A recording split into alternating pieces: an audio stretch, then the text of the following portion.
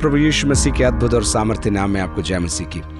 इन दिनों में हम क्रूस के बारे में अध्ययन कर रहे हैं और पिछले दिनों में हमने सीखा कि क्रूस की केंद्रीयता क्या है, क्रूस का संदेश क्या है और आज हम क्रूस की सामर्थ्य क्या है उसके बारे में हम 5 बातों को मिलकर सीखेंगे।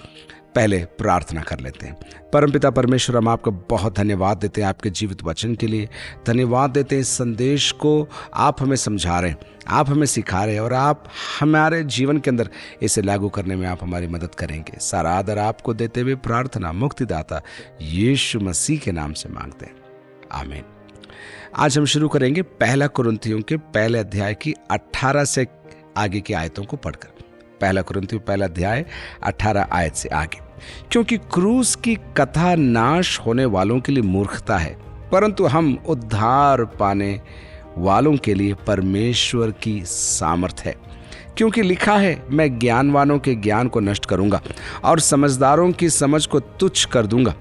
कहाँ रहा ज्ञानवान, कहाँ रहा शास्त्री, कहाँ रहा इस संसार का विवादी? क्या परमेश्वर ने संसार के ज्ञान को मूर्खता नहीं ठहराया?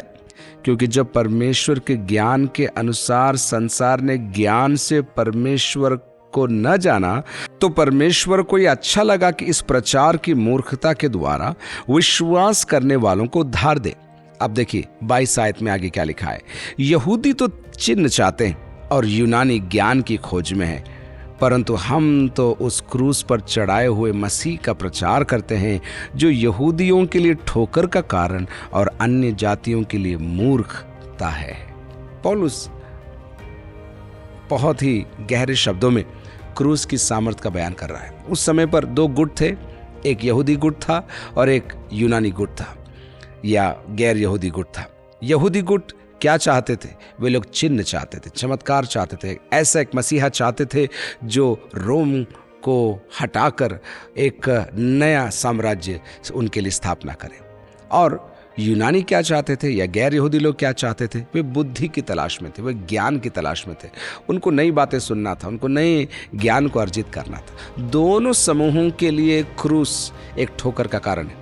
और पौलुस कहता है, जिनको समझ में आ रहा है उनके लिए क्रूस परमेश्वर की सामर्थ्य है उद्धार के लिए, लेकिन जिन्हें समझ में नहीं आ रहा उनके लिए ठोकर का कारण, और ठोकर का ही नहीं मूर्खता का भी कारण लोगों के लिए क्रूस है।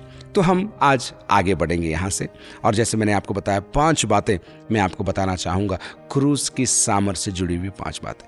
पहला, क्रूस हमारे लिए उद्धार का प्रबंध करता है। एक बार और, क्रूस हमारे लिए उद्धार का प्रबंध करता है। मेरे कार्यों से, मेरे पुण्य से, मेरी धार्मिकता से मैं परमेश्वर तक नहीं पहुंच सकता। मैं कितने भी अच्छे खानदान में पैदा हुआ हूं या मेरे माता पिता मसीही रहे हों, तब भी मैं उद्धार प्राप्त नहीं कर सकता। उद्धार केवल और केवल प्रभु यीशु मसीह के कलवरी के क्रूस के द्वारा मुझे मिलती है, और वो भी मुफ्त में मिलती है। जब मैं उस पर विश्वास करता हूं, मुझे उद्धार मिल जाता है।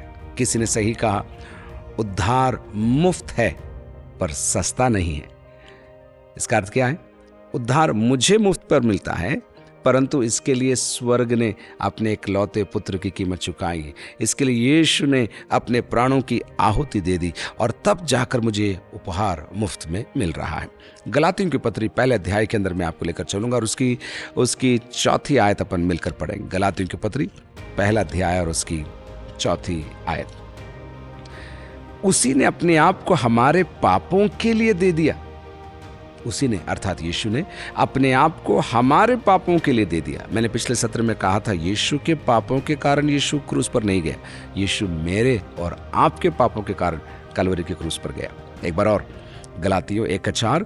उसी ने अपने आप को हमारे पापों के लिए दे दिया, ताकि हमारे परमेश्वर और पिता की इच्छा के अनुसार हमें इस वर्तमान बुरे संसार से छुड़ाए। और फिर पौलुस कहता है, उसकी स्तुति और बड़ाई युगान युग होती रहे।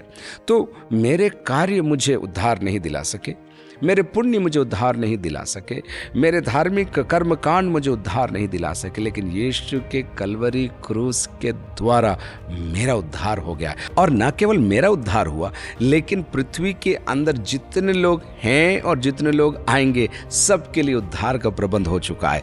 और उन्हें कैसे मिलेगा? वे सुसमाचार सुनेंगे, सुसमाचार पर विश्वास करेंगे और विश्वास करने के द्वारा वे भी उद्धार को प्राप्त करेंगे। इफिसियों की पत्री में आई उसके दूसरे अध्याय की 16 आयत में देखिए क्या लिखा है। इफिसियों की पत्री दूसरा अध्याय उसकी 16 आयत। और क्रूस पर बैर को नाश करके इसके द्वारा दोनों को एक देह बनाकर परमेश्वर से मिलाए। क्रूस ने क्या किया? क्रूस ने मुझे परमेश्वर से मिलाया। ये अन्य शब्दों में मुझे उद्धार दिलाया। पौलुस ये कह रहा है क्रूस के द्वारा, क्रूस के कारण, क्रूस पर मेरे परमेश्वर पिता से मुलाकात हुई। तो पहला कार्य क्या है क्रूस की सामर्थ का? उसने मुझे मेरे पिता से मिलाया, मुझे उद्धार दिलाया, और ये उद्धार अनंत काल का उद्धार है। अब दूसरी बात, गलातियों की पत्री तीसरे अध्याय उसकी 13 आयत में हम आते हैं। गलातियों की पत्री तीसरा अध्याय उसकी 13 आयत। मसीह ने जो हमारे लिए शापित बना, हमें मोल लेकर व्यवस्था के शाप से छुड़ाया, क्योंकि लिखा है जो कोई काठ पर लटकाया जाता है वह शापित है। यहूदी लोग ये मानते थे जो लकड़ी पर लटकाया जाता है या जो लकड़ी पर लटकता है वह श्रापित है। यीशु मसीह भी कलवरी के क्रूस पर टांगा गया या टंगाया गया, और जब उसने ऐसा किया या उसके साथ ऐसा किया तो वो मेरे और आपके श्राप को अपने ऊपर उसने ले लिया। और अब पौलुस कहता है गलातियों को लिखते हुए कि जो व्यवस्था का श्राप था, मतलब व्यवस्था थी और जो व्यवस्था पूरा नहीं करता था वो श्रापित होता था, यीशु ने श्राप बनकर मेरे और आपके श्राप को हमेशा के लिए उसके ऊपर ले लिया। एक बार और 3:13 पढ़ रहा हूं मैं। मसीह ने जो हमारे लिए शापित बना, हमें मोल लेकर व्यवस्था के श्राप से छुड़ाया। व्यवस्था का श्राप, रोमियों की पत्री अगर आप पढ़ें 8वें अध्याय के अंदर आपको मिलेगा कि वहां पर पाप का एक अधिकार है, उसके पश्चात व्यवस्था का भी एक अधिकार है, लेकिन मसीह ने मुझे पाप के अधिकार से और व्यवस्था के अधिकार से मुझे बाहर निकाल दिया है। रोमी 6:14 में देखिए क्या लिखा है। रोमियों की पत्री 6 अध्याय उसकी 14 आयत। तब तुम पर पाप की प्रभुता न होगी, क्योंकि तुम व्यवस्था के अधीन नहीं वरन अनुग्रह के अधीन हो।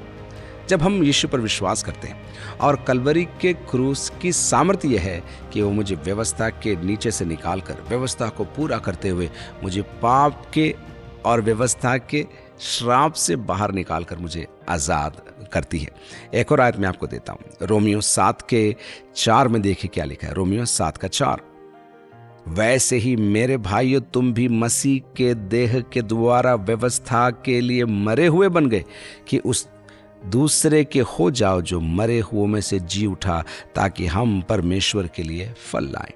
तो व्यवस्था के अधीन थे यहूदी लोग भी और हम भी, लेकिन व्यवस्था के अधीन से कलवरी के क्रूस ने हमें आजाद कर दिया। अब व्यवस्था का श्राप और व्यवस्था के उल्लंघन पर दंड हमारे ऊपर लागू नहीं होते। हम मसीह के द्वारा, कलवरी के क्रूस के द्वारा छुड़ाए गए। तीसरी बात, कलवरी का क्रूस क्या करता है? कलवरी का क्रूस मेरा मेल मिलाप करवाता है, मुझे मेरे परमेश्वर से और अन्यों से मेरा मेल मिलाप करवाता है और मुझे पवित्र और निर्दोष फिर से खड़ा करता है। इसके लिए मैं आपको आयत देता हूं, रोमियो की पत्री 4 अध्याय उसकी 25वीं आयत में देखिए क्या लिखा है। रोमियो 4:25। वह हमारे अपराधों के लिए पकड़वाया गया। शब्दों पर ध्यान दीजिए, वह हमारे अपराधों के लिए पकड़वाया गया और हमारे धर्मी ठहरने के लिए जिलाया भी गया। पौलुस अपने शब्दों का बखूबी प्रयोग करता है। वो कहता है हमारे अपराधों के लिए, मतलब पाप क्षमा के लिए वो पकड़वाया गया, लेकिन हमें धर्मी ठहराने के लिए, हमें शुद्ध करने के लिए ही नहीं, हमें, इंग्लिश में किसी ने इस प्रकार कहा है जस्टिफाइड को, just as if I have never sinned. जब प्रभु मुझे धर्मी ठहराता है तो मानो मैंने कभी पाप किया ही नहीं है। ऐसी अवस्था में परमेश्वर मुझे लेकर आता है। ये अवस्थाओं को समझना जरूरी है ताकि उस प्रकाश में हम हमारे दैनिक जीवन को जी सके। शैतान हमें गिराना चाहता है, ग्लानि में, पाप में और अलग अलग प्रकार से वो हमें बंधन में बांध कर रखना चाहता है, वो हमें बोझिल बना देना चाहता है, लेकिन यीशु हमें आजाद करना चाहता है। और ये आजादी पाप करने की आजादी नहीं है, ऐसा मत सोचिए कि अब यीशु ने मुझे आज़ाद कर दिया, अब मैं कुछ भी कर सकता हूँ। नहीं, ये आज़ादी पिता की मर्जी को पूरा करने की आज़ादी है, जिसके अंदर आनंद है, जिसके अंदर पूर्ति है, जिसके अंदर सेटिस्फैक्शन है और संतृप्ति भी उसके अंदर मेरे और आपके लिए है। तो मैं कह रहा हूँ, प्रभु यीशु मसीह के क्रूस ने क्या किया? मेरा और आपका परमेश्वर के साथ क्या किया? मेल मिलाप करवा दिया। हमारे अपराधों के लिए वो पकड़वाया गया और हमारे धर्मी ठहरने के लिए वह जिलाया भी गया। 5वें अध्याय की 8 और 9 आयत भी हम देखेंगे, रोमियो 5 का 8 और 9। परंतु परमेश्वर हम पर अपने प्रेम की भलाई इस रीति से प्रकट करता है कि जब हम पापी ही थे तभी मसीह हमारे लिए मरा।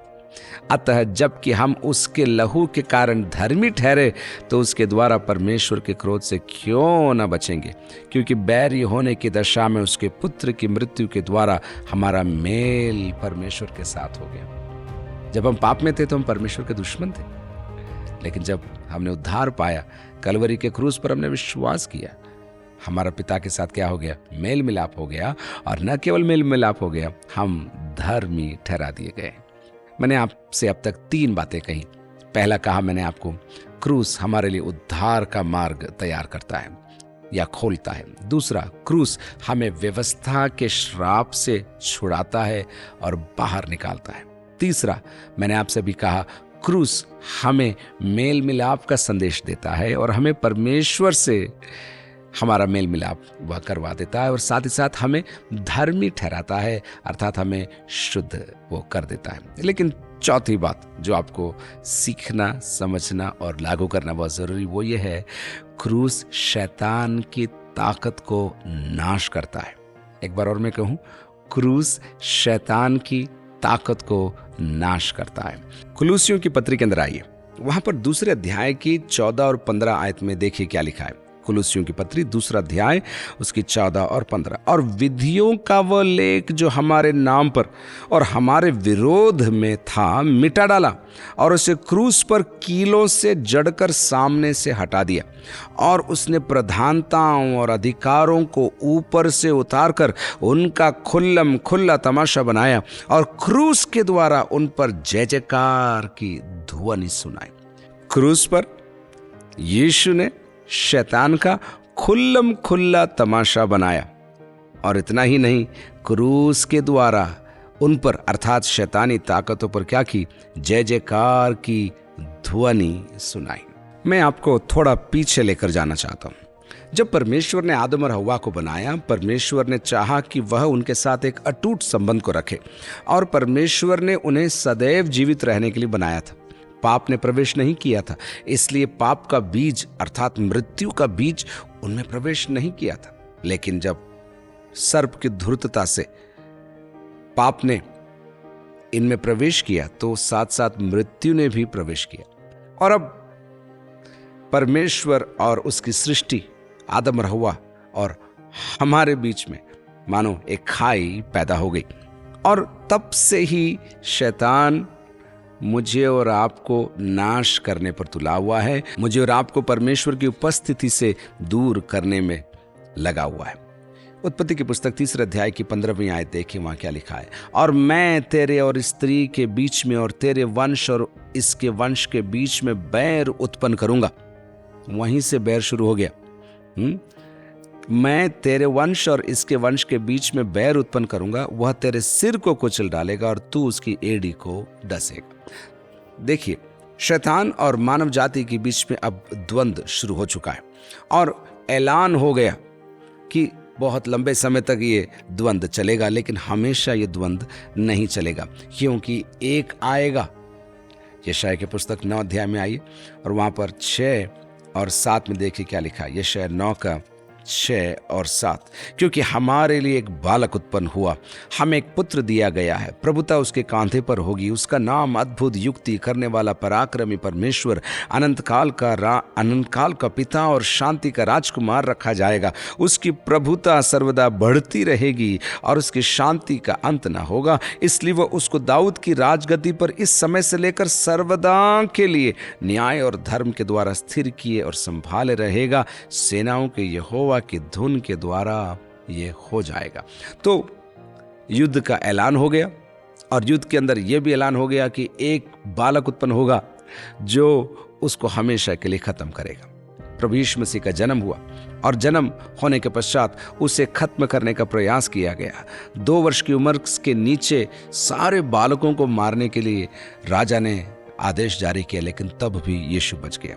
हेरोद के हाथ से यीशु को बचाया गया, शैतान के चंगुल से यीशु को बचाया गया। कई बार ऐसी अवस्थाओं में से यीशु को बचाकर क्रूस की ओर पहुंचाया गया। हर बार यीशु बचाया गया, लेकिन क्रूस उसका गंतव्य था। क्रूस उसके जीवन के उद्देश्य की पराकाष्ठा थी। क्रूस के खातिर ही यीशु पृथ्वी पर आया था, इसलिए क्रूस की ओर उसे भेजा गया। और जब वो क्रूस पर चढ़ गया, उसने इस द्वंद्व को हमेशा के लिए खत्म कर दिया।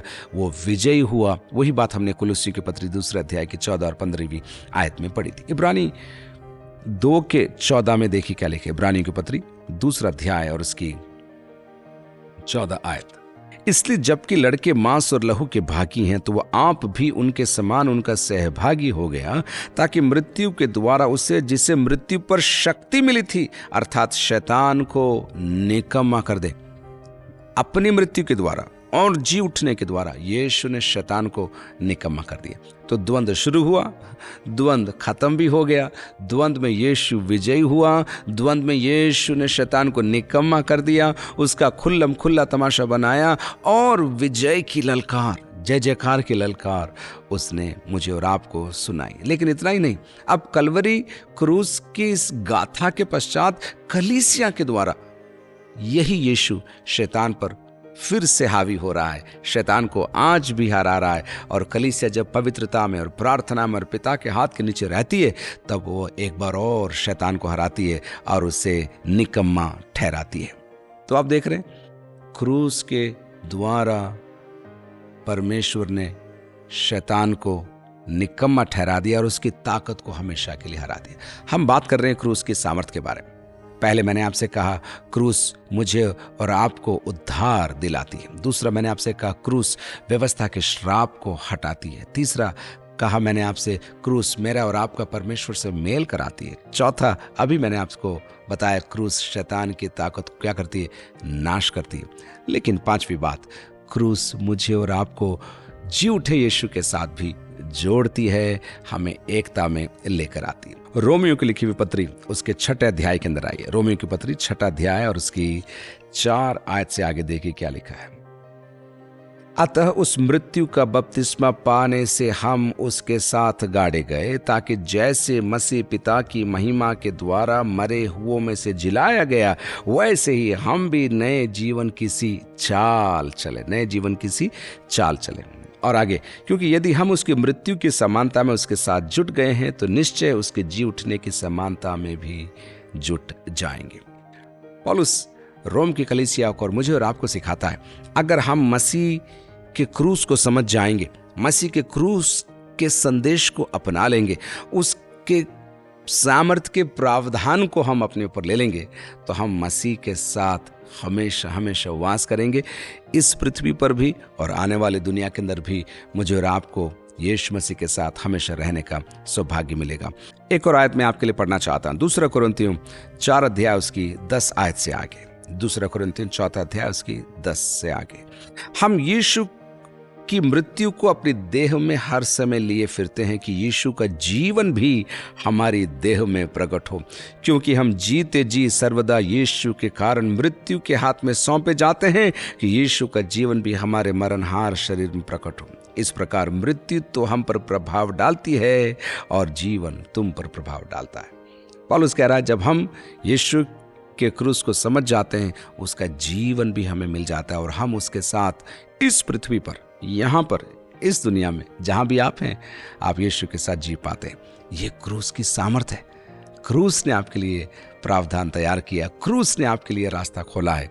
मेरी ये प्रार्थना है कि आप क्रूस की सामर्थ को समझ जाएं और समझकर शैतान को हर बार चाहे वो प्रलोभन के द्वारा आपको गिराने आए, चाहे वो सांसारिक बातों के द्वारा आपको लुभाने आए, चाहे आंखों की अभिलाषा में वो आपको पस्त करने का प्रयास करे, हर बार आप वचन में लौट कर आइए, आप क्रूस की ओर दौड़िए और क्षमा मांगकर, पश्चाताप कर एक बार और नए अनुग्रह पाकर आप एक बार और शैतान को हरा सकते हैं। और आप वचन के द्वारा, क्रूस के द्वारा, यीशु के साथ जीने के द्वारा एक बार और उसके सामने जय जयकार की ध्वनि आप सुना सकते हैं। मैं आपके लिए प्रार्थना करना चाहता हूं। अगर आपके जीवन में किसी भी क्षेत्र में अगर आप निराश हैं, या आपको लगता है पस्त है, या आपको लगता है मैं खाली हूं, या आपको लगता है मैं जीत नहीं पा रहा, मैं ओवरकम नहीं कर पा रहा हूं, मसीह यीशु का क्रूस आपको सामर्थ प्रदान करेगा। आप विश्वास करिए। केवल गाड़ी पर चिन्ह लगाने से नहीं होगा, केवल क्रूस के लॉकेट पहनने से नहीं होगा, आपको क्रूस की सामर्थ को अपनाना होगा। कहना होगा, क्रूस की सामर्थ तो मुझे दे ताकि मैं शत्रु को हरा सकूं और विजय जीवन जी सकूं। परमपिता परमेश्वर, हम आपका बहुत धन्यवाद देते हैं आपके जीवित वचन के लिए। प्रभु जी, हम प्रार्थना करते हैं आपके वचन के द्वारा आप हमें नई ताकत प्रदान करें। प्रभु, हम प्रार्थना करते हैं आपके वचन को समझकर क्रूस की सामर्थ को हम अजमा सकें। प्रभु, करोड़ों लोगों ने आज तक सुसमाचार नहीं सुना है, उनको क्रूस की सामर्थ का संदेश हम सुना सकें। श्राप के अधीन जो पड़े हुए उनको क्रूस का संदेश हम सुना सकें। बीमारियों के अधीन जो पड़े हुए उनको क्रूस का संदेश हम सुना सकें। और प्रभु, इस क्रूस की सामर्थ जब हमने आजमाई है और शैतान और उसकी ताकतों को प्रभु कलवरी के क्रूस पर जैसे आपने हराया, आप कलीसिया के द्वारा यदि आप आज भी वही कार्य कर रहे हैं, तो हमें अनुग्रह दीजिए कि हम विजयी सेना के भागी हों, हम आगे बढ़ सकें और आपकी महिमा का कारण बन सके। प्रभु, आपकी प्रजा को, आपके लोगों को आशीष दीजिए। क्रूस का संदेश, क्रूस की केंद्रिता और साथ ही साथ क्रूस की सामर्थ को हम समझकर हमारे दैनिक जीवन में हम आगे बढ़ सके। एक बार और क्रूस के लिए धन्यवाद कहते हैं, आपके महान प्रेम के लिए हम धन्यवाद देते हैं। अगर क्रूस ना होता तो हम कहाँ होते परमेश्वर, लेकिन हम आपको धन्यवाद देते हैं। आपने आपकी पूर्व योजना में ये ठान लिया था कि आपका पुत्र कलवरी के क्रूस पर चढ़े कि हम आपसे फिर से मेल मिलाप कर सकें। सारा आदर और धन्यवाद आपको देते हुए प्रार्थना मुक्तिदाता, हमारे तारनहारे यीशु मसीह के नाम से मांगते हैं, आमीन और आमीन। God bless you. प्रभु आपको बहुत बहुत आशीष दे।